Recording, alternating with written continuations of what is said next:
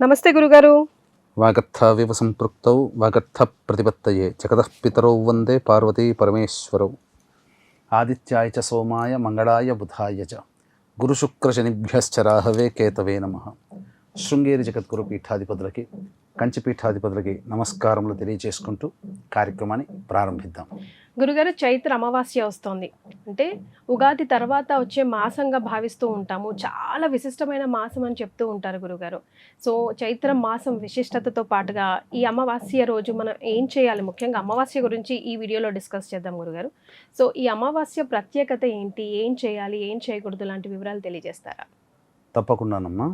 ఇప్పుడు వీక్షించేటువంటి మన I dream ప్రేక్షకులకి ఈ యొక్క వీడియో ఆశాంతం వీక్షించండి. ఎందుకనంటే ధర్మ నిర్ణయము అలాగే ధర్మ నివృత్తి అనేటువంటిది ఈ వీడియో ద్వారా మీకు తెలియచేయడం జరుగుతుంది. అంటే వీక్షించేటువంటి మన ప్రేక్షకులతో పాటమ్మా, మనకు మాసము అన్నప్పుడు అమావాస్య వెళ్ళిన రోజు నుంచి మళ్ళీ అమావాస్య వరకు ఉండేటువంటిది మాసంగా చేస్తాం.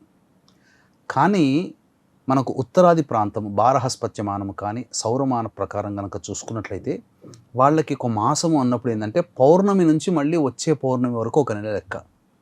అందుకనే మనకు కాశీ లాంటి క్షేత్రాల్లో కనుక చూసినట్లయితే మనము అమావాస్యకి మాసం అంతమవుతే వాళ్ళకి పౌర్ణమితో మాసం అంతమవుతుంది. అందుకనే ఇక్కడ ఏంటి వాళ్ళ దృష్టిలో అంటే మనకు పరాశరుల వారు ఇచ్చినటువంటి దాని ప్రకారము వరాహమిహిరుల ప్రకారము కనుక చూసుకున్నట్లయితే ఈ యొక్క చైత్ర పౌర్ణమి నుంచి మన లెక్కలో చైత్ర పౌర్ణమి నుంచి వైశాఖ పౌర్ణమి వరకు, చైత్ర పౌర్ణమి వెళ్ళిన మరుసటి రోజు నుంచి వైశాఖ పౌర్ణమి వరకు వాళ్ళకి చైత్రమాసం కింద లెక్క అది. కాబట్టి ఈ యొక్క చైత్రమాసము మనకు అమావాస్య వస్తుంది, వాళ్ళకి కూడా చైత్రమాసంలో ఉండేటువంటి అమావాస్యనే మొదటి నెల వాళ్ళకి. అది ఇది మనకు మొదటి నెల ఆఖరు. కాబట్టి ఈ రోజున చాలా విశేషం ఏమిటి అని అంటే మనకు వైశాఖ పురాణంలో నారద మహర్షి అంబరీషుల యొక్క సంవాదంలో అనేకమైనటువంటి పురాణ గాథలు మానవులు చేయాల్సిన ధర్మముల గురించి చెబుతూ ఉన్నప్పుడు అందులో చాలా ఆకర్షించినటువంటిది ఏంటంటేనమ్మా, ఈనాడు మనం ప్రేక్షకులతో పాటు మనకు 5,000 నోట్లోకి పోతున్నాయంటే మన గొప్పతనం కాదమ్మా, పితృదేవతల యొక్క ఆశీర్వచనం. ఇట్లా బీటెక్ చదువుతారు, 5 లక్షల ప్యాకేజ్ పర్ మంత్ అని అంటే వాళ్ళ తెలివితేటలు ఉంటాయి, కానీ ఆ అవకాశం మన దాకా రావడం అనేటువంటిది పితృదేవతల ఆశీర్వచనంతో వస్తుంది. వీళ్ళతో పాటు చదువుకున్న వాళ్ళకి అందరికీ రాలేదే, మరి వీళ్ళకన్నా తెలివిగల వాళ్ళకి అంత ప్యాకేజ్ రావట్లేదే, మన పిల్లలకి ఎందుకు వస్తుంది? గమనిస్తే మన పితృదేవతలు చేసినటువంటి పుణ్యఫలము ప్రభావం వల్ల మనం ఆ ఫలితాన్ని ఎంజాయ్ చేస్తున్నాం. కాబట్టి చెప్పబడినటువంటి మానవ ధర్మంలో ఈ చైత్ర అమావాస్య రోజున విశేషంగా చెప్పబడింది. అంటే ఒక చిన్న కథతో క్లుప్తంగా వివరిస్తానమ్మా. అంటే ధర్మవర్ణుడు అనేటువంటి యొక్క మహాముని తన తపశ్శక్తి చేత ఊర్ధ్వలోకాలకి వెళ్ళిపోయాడు. అంటే అన్ని చూద్దామని. ఈనాడు మన అమెరికా, సింగపూర్, ఇండోనేషియా ఇలా అయితే చూడడానికి వెళ్తున్నామో, ఆనాడు ఆ లోకాలను చూడడానికి తపశ్శక్తి చేత ఆయన వెళ్ళినప్పుడు కుతూహలం కొద్దీ పితృలోకం ఎలా ఉంటుందని పితృలోకానికి వెళ్ళాడట. పితృలోకానికి వెళితే ఒకవైపున ఒక గడ్డి పొరక, ఆ గడ్డి పొరక పట్టుకొని కొంతమంది మనుష్యులు వేళ్లాడుతూ హాహాకారములు చేస్తూ బాధపడుతూ ఉంటుంటే ఒక ఎలుక ఆ గడ్డి పొరకను తింటూ కూర్చుందట. అంటే 3 వంతులు తిన్నది, 4వ వంతు మిగిలిపోయింది. అది గనక పోతే కింద మొత్తము అగాధంలో పడిపోతారు. వాళ్ళందరూ బాధపడుతూ వాళ్ళలో వాళ్ళు మాట్లాడుకుంటూ, మన కుటుంబంలో మన వంశంలో ఉన్నవాడు ధర్మవర్ణుడు అనేటువంటి వాడు పుట్టాడు, వాడన్నా ఉద్ధరిస్తాడు, వాడి కోసమే ఇది ఈ ఒక్క ముక్క మిగిలిపోయింది, వాడు ఆచరించకుండా ఉండి పెళ్లి చేసుకోకుండా సంతానాన్ని కనకుండా ఉన్నటువంటి కారణం చేత ఈ యొక్క ధర్మవర్ణుడు కూడా ఇట్లాగే ఉండిపోతే మనం అధోగతి పాలవలసిందే, మన వంశం అంతా నిర్వంశం అయిపోతుంది అని చెప్పి తలుచుకుంటుంటే నేనే ధర్మవర్ణుడని చెప్తాడు. అప్పుడు చెప్పిన తర్వాత, నాయన నీకోసం ఎదురు చూస్తున్నాము, మా స్థితి చూసావు కదా, ఇలా ఇబ్బంది పడుతున్నాము, నీవు వేగిరంగా వెళ్ళి ఈ చైత్ర అమావాస్యకి చాలా విశేషమైన రోజు, పితృదేవతలు చెప్పారమ్మా ఈ మాట, ఈ చైత్ర అమావాస్య చాలా విశేషము, ఈ రోజున నీవు శ్రాద్ధ కార్యాది కార్యక్రమాలు చేయనాయన, మమ్మల్ని ఉద్ధరించు అనంటే వెళ్ళి చైత్ర అమావాస్య రోజున శ్రాద్ధాది కార్యక్రమాలు చేసి కారణం చేత పితృదేవతలు ఉద్ధరించబడ్డారు. ఆ తదనంతరం చక్కగా వివాహం చేసుకొని సంతానానికని గంధమాదన పర్వతం మళ్ళీ ఈ యొక్క సంబంధించినటువంటి తపోనిష్ట కోసం వెళ్ళిపోయాడు. అంటే ఇక్కడ మనకు గమనించాల్సింది ఏంటంటే ఈ చైత్ర అమావాస్య చాలా విశేషమైనటువంటిది. పితృదేవతల్ని ఉద్ధరించేటువంటి అమావాస్య. ఉన్న 12 మాసాలలో ఈ యొక్క చైత్ర అమావాస్య ఎందుకు విశేషం అంటే ఈ యొక్క అమావాస్య రోజున, అంటే దీనికి ఒక లింక్ కూడా ఉంది. రవి మేషమందు ఉండగా చైత్ర అమావాస్య గనక వచ్చినట్లయితే అది చాలా విశేషమైనటువంటి పవర్ఫుల్ అన్నట్టుగా చెప్పబడ్డారు. కాబట్టి మన అదృష్టం కొద్దీ ఈ 17వ తారీఖు అమావాస్య అయింది, శుక్రవారం అయింది, రేవతి నక్షత్రము మరియు అశ్విని నక్షత్రం కలిసి ఉన్నటువంటి రోజున. కాబట్టి మనకు చెప్పబడినటువంటిది ఏంటంటే నక్షత్ర సంధి ఉన్నటువంటి నక్షత్రాల్లో అత్యంత పవర్ఫుల్ అయినటువంటి నక్షత్ర సంధి గల నక్షత్రాలు రేవతి, అశ్విని. ఆ సంధి కాలం చాలా గొప్పదైనటువంటిది. కాబట్టి ఆ సమయంలో ఖచ్చితంగా ఎవరైతే ఈ అమావాస్య రోజున పురస్కరించుకొని శ్రాద్ధ కార్యక్రమాలు, అలాగే పితృదేవతలు నరకకూపంలో లేదా నరకయాతన అనుభవిస్తున్నటువంటి మోక్షాన్ని పొందినటువంటి వాళ్ళకి ఎవరైతే ఈ యొక్క మోక్షాన్ని కలిగిస్తాడో ఆ యొక్క పితృదేవతలు సంతసించి ఆ చేసిన వ్యక్తికి సకలమైనటువంటి అభీష్టాలు దేవతల కంటే చాలా వేగిరంగా నెరవేరుస్తారు. ఇది చెప్పబడి ఉంది. మరి ఇంతటి మహత్యమైన రోజుని ఎలా గురుగారు మనం అంతా సద్వినియోగం చేసుకోదలుచుకున్నప్పుడు ఇక్కడ ఏంటంటే మనం గమనించుకున్నట్లయితే ఈ రోజున ప్రతి కుటుంబంలో కూడా ఈ యొక్క పంచశాప ప్రభావాలు అనేటువంటివి ఉన్నాయి. అంటే స్త్రీ శాపము, గురు శాపము, దైవ శాపము, సర్పశాపము, అలాగే పితృశాపము. ఈ 5 శాప ప్రభావాల కారణం చేత ప్రతి కుటుంబంలో ప్రశాంతత లేని జీవితం గడపడం, సంతానాన్ని పొందకుండా ఉండడం, వివాహం కాకపోవడము, అన్నీ నోటిదాకా వచ్చి వెనక్కి వెళ్ళిపోతూ ఉండడము, మందులకి నయం కాని రోగాలతో బాధపడుతూ ఉండడము, అలాగే ఇంటర్ రిలీజియన్ సంబంధించినటువంటి కుటుంబంలో పెళ్ళిళ్ళు జరుగుతూ ఉండడము, అలాగే ఇట్లాంటి అనేక రకాల సమస్యలు. ఎంత కష్టపడ్డా ఆ కష్టానికి ప్రతిఫలం అనేటువంటిది దక్కకుండా ఉండి మనకన్నా పక్క వాళ్ళు అతి శీఘ్రంగా డెవలప్ అవుతుంటారు, మనం కాలేకపోతాం. ఒక అనాలోచిత నిర్ణయం తీసుకొని సంపాదించిన కోట్ల సొమ్ము, లక్షల సొమ్ము ఇచ్చేసేసి పూర్తిగా నష్టపోతుంటాం. అంటే ఎలా అంటే చాలామంది నేను జీవితాల్లో చూశానమ్మా, ఈ పంచశాప ప్రభావాలు ఉన్నప్పుడు ఎంత కష్టపడ్డా ఫలితం దక్కకుండా ఉంటుంది. ఇలాంటివన్నీ కూడా ఆ సంబంధించినటువంటి, అనగా వీళ్ళతో కొంతమంది వివాహం 1 సంవత్సరంలో అవుతుంది. వాళ్ళతో పాటు వివాహమైన కుటుంబాల్లో కొన్ని కుటుంబాలు చాలా అభివృద్ధిలోకి ఉంటాయి, కొన్ని కుటుంబాలు మాత్రం ఎక్కడ వేసిన గొంగడ అక్కడే. ఏ జన్మలో ఏ పాపం చేసామని నరకయాతన అనుభవిస్తున్నామని చెప్తూ ఉంటుంటారు కదా.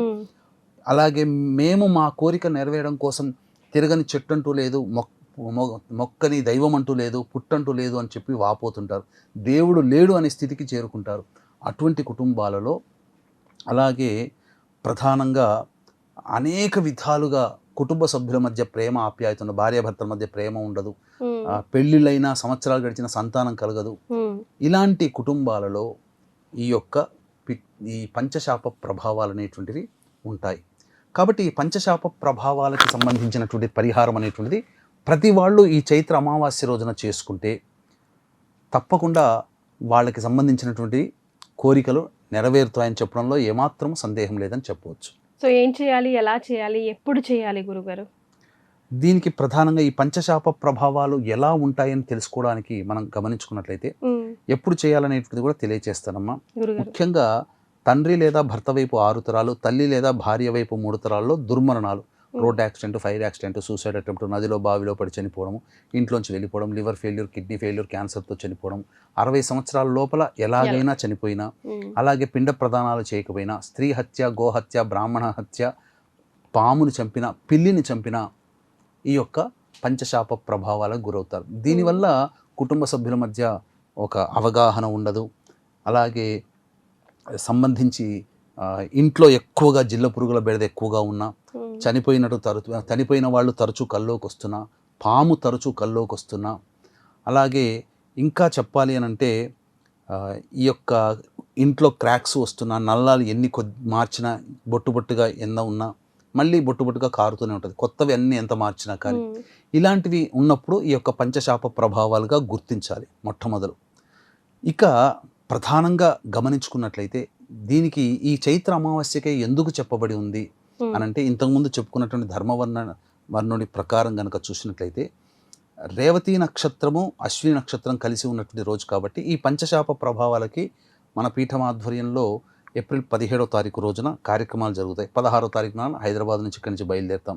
కాబట్టి వీక్షించేటువంటి ప్రేక్షకులు ఎవరైనా కానీ ఈ కార్యక్రమంలో మీరు నమోదు చేసుకోవచ్చు. ప్రధానంగా ఈ రోజున జల కలశ దానము చేయమని శాస్త్రం చెప్పబడి ఉంది.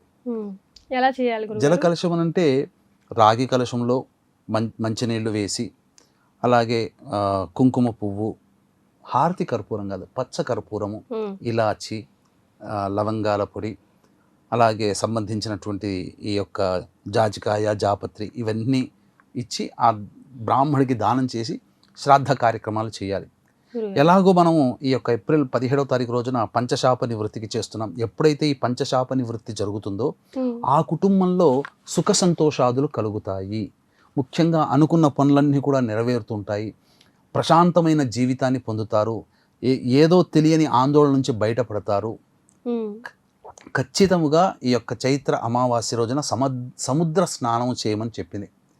కాబట్టి మనం చేసేటువంటి కార్యక్రమంలో సముద్ర స్నానం కూడా ఉంటుంది. కాబట్టి ఎవరైతే పితృదేవతల ఆశీర్వచనం కావాలి అంటే, ఎందుకు చెప్తున్నానంటేనమ్మా ఈ ఆశీర్వచనం అని అంటే, పిండ ప్రదానాలు చేయకుండా ఇలాంటి దుర్మరణాలు పొందిన కుటుంబాల్లో ఉంటాయి కదమ్మా.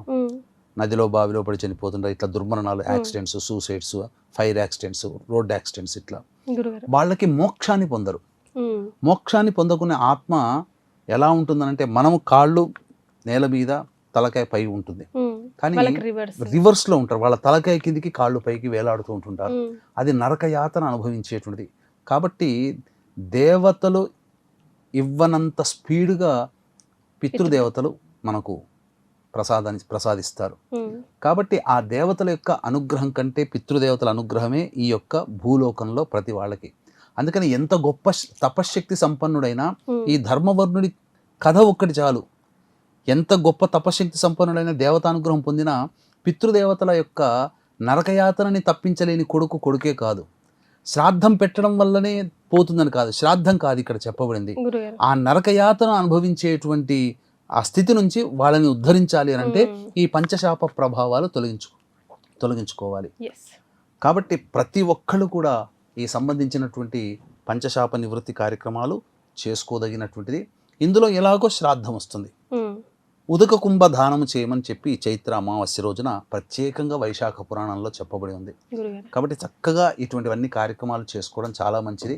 మీ మంచి కోరి చెబుతున్నాను. రవి మేషరాశిలో ఉండగా చేసే ఈ కార్యక్రమం చాలా అద్భుతం. ఎందుకనంటే పితృకారకుడు రవి, పైగా నక్షత్ర సంధి అనేటువంటిది వస్తుంది.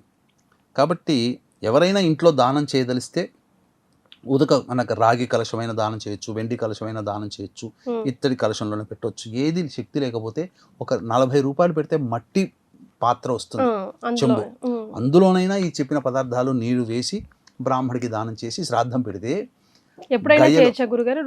ఆ రోజులో 11:15 నుంచి 12:30 మధ్య కాలంలో చేయాలమ్మా. ఎందుకు అనంటే పితృకారకుడు లాభస్థానంలో ఉంటాడు మిథున లగ్నం నుంచి, పైగా నక్షత్ర సంధి ఏర్పడుతుంది. అది చాలా ప్రబలమైనటువంటి దివ్యమైనటువంటి కాలము. ఇది చాలా అద్భుతం. శుక్రవారం కదా గురుగారు చేయొచ్చా? అంటే కొంతమంది వెండి కానీ, గోల్డ్ కానీ, సిల్వర్ కానీ, లేదంటే మట్టిని కానీ శుక్రవారం పూట ఇంటికి తీసుకురారు, ఇవ్వరు కొంతమంది. అంటే ఆ రోజు ముందు రోజు కొనుక్కొచ్చుకుంటే సరిపోతుంది, ముందు రోజు కొనుక్కొచ్చుకుంటే సరిపోతుంది. కానీ ఈ రోజున వెండి బంగారాలు దానం చేసేంత శక్తి వరకు ఉంటుందమ్మా, అస్సలు మనం ఊహించకూడదు. కాబట్టి ప్రజలందరూ కూడా అతి సామాన్యమైన మానవులుగా ఉంటారు. కాబట్టి వాళ్ళకి శక్తి కొలది ఈ రోజున రాగి చెప్పవచ్చు, శక్తి ఉంటుంది. ఒక 200 రూపాయలు పెడితే రాగి కలశం వస్తుంది.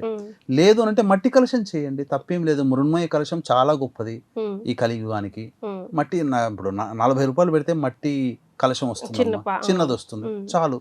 మట్టి చెంబు దాంతో అందులో ఇచ్చి చాలు. పూర్వకాలంలో మహర్షులందరూ ఇలాగే ఇచ్చారు, కానీ మహర్షులు వాళ్ళందరూ కూడా బంగారులో ఇవ్వలేదు. రాజులు ఇచ్చుంటారేమో, కానీ సామాన్య మానవులు మట్టి పాత్రలే వాడారు. ఇప్పటికీ మరి మన భూమి తవ్వకాలు దొరికితే బంగారు బిందెలు, బంగారు చెంబులు, బంగారు గ్లాసులు రావాలిగా. మరి ఆ కాలంలో మట్టివే వచ్చే, టెర్రాకోట అని చదువుకున్న చిన్నప్పుడు. కాబట్టి ఆ కాలంలో మనుషులు అప్పుడే కుండలు వాడారు, మట్టితో చేసినాయి. మనం ఇప్పుడు ఇస్తే తప్పేం లేదమ్మా, అదే విధంగా చేయొచ్చు. కానీ దీంతో పాటుగా ఈ యొక్క పంచశాప నివృత్తి కనుక జరిగితే చాలా అద్భుతంగా ఉంటుంది. మన పీఠం ఆధ్వర్యంలో ఈ పంచశాప నివృత్తి అనేటువంటిది సశాస్త్రీయంగా జరుగుతుంది. ఇటువంటి అవకాశం మళ్ళీ మళ్ళీ రాదమ్మా. రవి మేషమందుగా ఉండగా ఉండే అమావాస్య మళ్ళీ ఇంకొక సంవత్సరానికి వస్తుంది. కాబట్టి వీక్షించే ప్రేక్షకులు అందరూ దీన్ని వినియోగించుకోగలరు. ఎస్, సో ఈ వీడియో మీ దాకా వచ్చింది అని అంటే మీకేదో యూనివర్సల్ సిగ్నల్ ఇస్తుందనే అర్థం. సో కింద స్క్రోల్ అవుతున్న నంబర్కి కాల్ చేసి ఇమీడియట్గా స్లాట్ని బుక్ చేసుకోవడం ఉత్తమాతి ఉత్తమం. గురుగారు, శుక్రవారం కూడా వస్తుంది కాబట్టి చైత్ర అమావాస్య పరమ పవిత్రమైన రోజు అని చెప్పుకున్నాం కాబట్టి చేయకూడని పనులు ఏవైనా పర్టికులర్గా ఈ రోజు ఉన్నాయా? చెయ్యకూడని పనులు అన్నప్పుడు ప్రధానంగా ఇక్కడ మాంసాహారం భుజించకూడదు, ధూమపానము మద్యపానం చేయకూడదు. అమావాస్య రోజున వీలైతే మౌనవ్రతం చేయడం చాలా మంచిది. ముఖ్యంగా శుక్రవారము సహజంగా ఇంటి ఆడపిల్లను మనం ఏమాత్రం ఇబ్బంది పెట్టము. కడుపున పుట్టిన సంతానమైనా, కట్టుకున్న భార్యనైనా, ఇంట్లో చేసుకున్న కోడలిగానైనా, ఏ ఆడపిల్లని, తోడబుట్టిన చెల్లెలనైనా, అక్కలైనా, తల్లినైనా ఈ అమావాస్య రోజున అస్సలు బాధ పెట్టకూడదు. వాళ్ళతో ప్రేమగా మాట్లాడాలి. అవకాశం వస్తే తప్పకుండా ఆ రోజున ఈ సంబంధించినటువంటి ఆ రోజంతా కూడా ఇంట్లో కూర్చొని ఓం శ్రీం మహాలక్ష్మి నమః చాలు, ఈ మంత్రాన్ని 1008 సార్లు కనుక జపం చేస్తే చాలా అద్భుతమైన ఫలితాలు, ఈ యొక్క సంబంధించినటువంటి ధన దోషములన్నీ కూడాను నివృత్తి అవుతాయమ్మా. ఎస్, చాలా సంతోషం గురుగారు. చైత్ర అమావాస్యని ఎలా సద్వినియోగం చేసుకోవాలో తెలియజేశారు. ధన్యవాదాలు. సర్వం శ్రీ ఉమామహేశ్వర పరబ్రహ్మార్పణమస్తు. And for more videos, Please subscribe to iDream. Please subscribe to iDream. Please subscribe iDream. And please subscribe to iDream. For more videos, subscribe to iDream. please like, share and subscribe to the channel. Congratulations, iDream. Subscribe to iDream. Subscribe to iDream. So subscribe to iDream Media. iDream ki iDream team అందరికి huge congratulations. Please subscribe iDream Media. Please subscribe to iDream. Subscribe iDream. Please subscribe to iDream. iDream అంటే నా కళల ఛానల్ను subscribe చేసుకున్న నోరు తిరుగుతలేదు, మీరైతే గంట గుర్తు కొట్టండి. For more such videos, please subscribe to iDream. Subscribe to iDream. Please subscribe to iDream. Please subscribe iDream Media. Please do subscribe to iDream. Please subscribe to iDream Media. For best entertainment and information, please subscribe iDream. And don't forget to subscribe to iDream.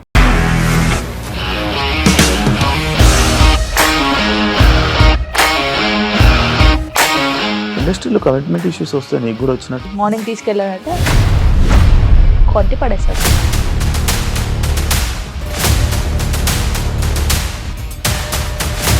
ఒక్కళ్ళు కూడా చూడలేదు ఈ cinema అని చెప్పడానికి కూడా చాలా ధైర్యం కావాలి. అది నిజం కదా, దాంట్లో ధైర్యం ఏంటి? ఇది నెక్స్ట్ డే ప్లేట్ మార్చేస్తే తప్పు కదా. As of now, we are comfortable this అని నేను అనుకుంటున్నాను. రష్మిక గారిది మీది ఒకే ఊరంట కదా. నీకు కోపం వచ్చిందంటే బాగా తిట్టేత్తరా? తిట్టేద్దామండి. నిజంగా గేమ్ ని ఎలా చేంజ్ చేయగలిగారు? ఏపీఎస్ఎఫ్సి వాళ్ళకి 6 నెలల్లో నేను 6 లక్షలు కట్టా. బిజినెస్ చేయాలనుకుంటే it is as difficult as riding a tiger.